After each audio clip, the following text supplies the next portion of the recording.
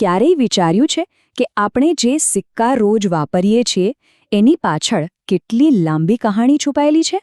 ચાલો આજે એ જ જાણીએ. આપણે ભારતીય ચલણની એકદમ રોમાંચક સફર પર નીકળવાના છીએ. આપણે બધાએ ક્યાંક ને ક્યાંક તો સાંભળ્યું જ હશે કે એની પાસે તો ફૂટી કોડી પણ નથી. મતલબ કે કોઈ સાવ કંગાળ હોય. પણ ક્યારે એવો વિચાર આવ્યો કે આ કોડી છે શું અને એમાંય પાછી ફૂટી કોડી? આ શબ્દો આવ્યા ક્યાંથી? બસ આ જ સવાલ આપણને છેક ભારતીય ચલણના મૂળ સુધી લઈ જાય છે.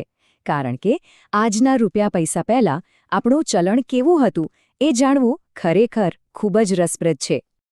તો આપણો પહેલો પડાવ છે છીપલાથી પૈસા સુધી, મૂલ્યની પ્રાચીન સીડી. હા, અત્યારના સિક્કાઓ આવ્યા એ પહેલાં ભારતમાં કુદરતી વસ્તુઓ અને સાદી ધાતુઓથી બનેલી એક આખી સિસ્ટમ હતી. અને આ કોઈ એવી તેવી સિસ્ટમ નહોતી. એ તો મૂલ્યની એક આખી સીડી હતી. આ સીડી જોવામાં જ કેટલી મજેદાર લાગે છે, નહીં? જુઓ, બધી શરૂઆત થાય છે ફૂટી કોડીથી. એ સૌથી નાનું એકમ હતું. હવે 3 ફૂટી કોડી ભેગી થાય એટલે બને 1 કોડી. પછી એવી 10 કોડી ભેગી કરો એટલે બને 1 દમડી. અને આ ગણતરી આગળ ને આગળ વધતી જાય. દમડીમાંથી ઢેલો, ઢેલામાંથી પાઈ અને એમ કરતાં કરતાં છેક રૂપિયા સુધી પહોંચે. તો હવે સમજાયું?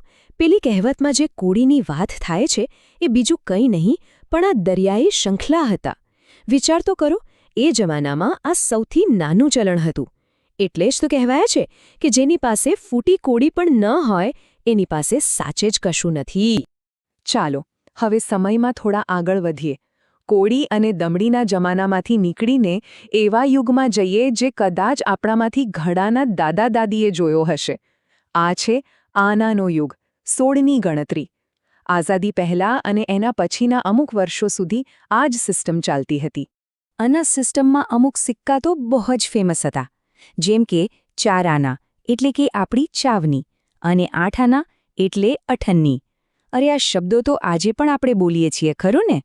અને આ બધાની ઉપર જ્યારે 16 આના ભેગા થાય ત્યારે બનતો હતો પૂરો 1 રૂપિયો. તો અહીંયા મુખ્ય વાત શું છે? 16.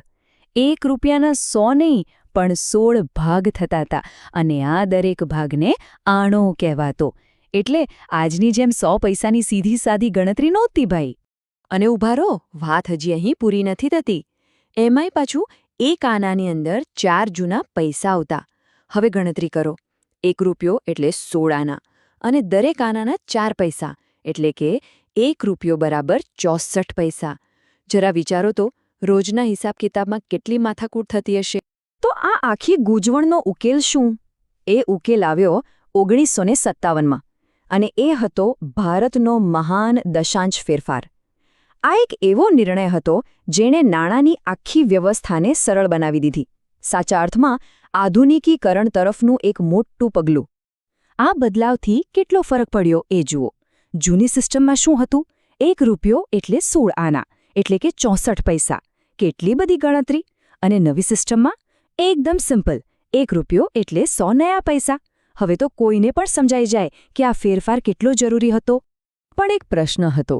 લોકો જૂના 64 પૈસાવાળા રૂપિયા અને નવા 100 પૈસાવાળા રૂપિયામાં ગૂંચવાઈ ન જાય એનું શું? એના માટે સરકારે એક સરસ ઉપાય કાઢ્યો. નવા સિક્કાઓ પર લખવાનું શરૂ કર્યું, નયા પૈસા. એટલે લોકોને તરત ખબર પડી જતી કે આ નવી 100 પૈસાવાળી સિસ્ટમનો સિક્કો છે. અચ્છા, આ જે બદલાવ હતો એ કોઈ એક જ રાતમાં નથી થઈ ગયો.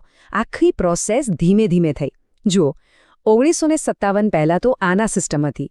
1957માં નયા પૈસા આવ્યા. પછી 1957થી 1964 સુધી એટલે કે લગભગ 7 વર્ષ જૂના આના અને નવા પૈસા બંને સિક્કા બજારમાં ચાલતા હતા.